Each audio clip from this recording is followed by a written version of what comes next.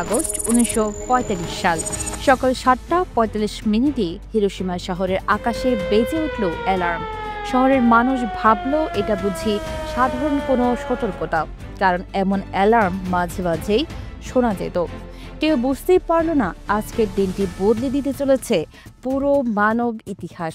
সকাল 8:15 এক American Boeing B-29 বোমারু বিমান থেকে একটি বস্তু ফেলা হলো। অনেকেই দূর থেকে কিছু একটা পড়তে দেখলেও কেউ কল্পনাও করতে পারেনি ওটা আসলে ছিল পৃথিবীর প্রথম পরমাণু বোমা। বোমাটি পড়ার কয়েক সেকেন্ডের মধ্যেই পুরো শহরটি আগুনের গোলায় পরিণত হয়। যারা কাছাকাছি ছিল তারা মুহূর্তেই পুড়ে অদৃশ্য হয়ে যায়। কেউ কেউ এতটাই গলে যায় যে তাদের শরীরের ছায়া কেবল দেয়ালে পড়ে থাকে। শহরের প্রায় 70% বিল্ডিং ধ্বংস হয়ে যায়। প্রাথমিকভাবে প্রায় 80,000 মানুষ মারা যায় এবং পরবর্তীতে আরও হাজার হাজার মানুষ বিকিরণের ফলে ধীরে ধীরে প্রাণ হারায়। প্রশ্ন হলো, কেন এমন ভয়ানক হামলা চালালো আমেরিকা? কেন একটি পুরো শহরকে মুহূর্তের মধ্যে ধ্বংস করে দেওয়া হলো? এর পেছনের ইতিহাস অনেক দীর্ঘ। 1930-এর দশকে জাপান শুরু করে সাম্রাজ্য বিস্তার। চীন, কোরিয়া, ভিয়েতনাম সহ একাধিক দেশ জাপানের দখলে চলে যায়। তারা এসব দেশের সম্পদ নিজেদের দেশে নিয়ে যেত। কিন্তু জাপানের একটি বড় সমস্যা ছিল তাদের প্রাকৃতিক সম্পদের অভাব। বিশেষ করে তেলের জন্য তারা আমেরিকার উপর নির্ভরশীল ছিল।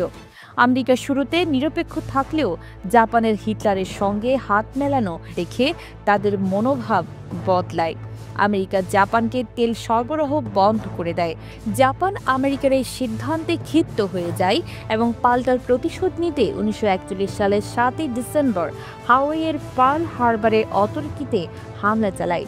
এতে প্রায় 2400 মার্কিন সেনা মারা যায়।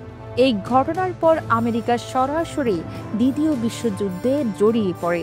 এরপর থেকে জাপান আমেরিকার মধ্যে যুদ্ধ চলতে থাকে। জাপান আত্মসমর্পণ না করে উল্টো কামিকাজে স্টাইলে আত্মঘাতী হামলা চালাতে থাকে। যুদ্ধ দীর্ঘ হতে হতে আমেরিকার ধারণা হয় জাপানকে স্থলপথে আক্রমণ করতে গেলে লক্ষাধিক মার্কিন সেনা প্রাণ হারাবে। তখনই তারা গোপনে চালায় ম্যানহাটন প্রজেক্ট, যার ফলাফল ছিল বিশ্বের প্রথম পরমাণু বোমা।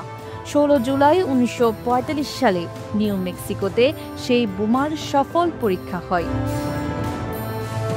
জাপানকে একবার শেষবারের মতো সতর্ক করা হয়, নির্বিশেষে আত্মসমর্পণ না করলে ভয়াবহ পরিণাম অপেক্ষা করছে। কিন্তু জাপান এই সতর্কতা উপেক্ষা করে। ফলাফল হিরোশিমা। 3 দিন পর 9 আগস্ট আরেকটি বোমা ফেলা হয় নাগাসাকিতে, যার নাম ছিল ফ্যাকম্যান। এই 2 বোমার ফলে মোট প্রায় 2 লাখ মানুষ মারা যায়। এই ঘটনার 1 সপ্তাহ পর জাপান আত্মসমর্পণ করে এবং শেষ হয় দ্বিতীয় বিশ্বযুদ্ধ। হিরোশিমা নাগাসাকির এই ইতিহাস আমাদের মনে করিয়ে দেয় যুদ্ধ কেবল ধ্বংস নিয়ে আসে। প্রযুক্তির অপব্যবহার কতটা ভয়ানক হতে পারে তা আজও আমাদের শিখিয়ে যায় সেই দিনের ছায়াগুলো। নিউজ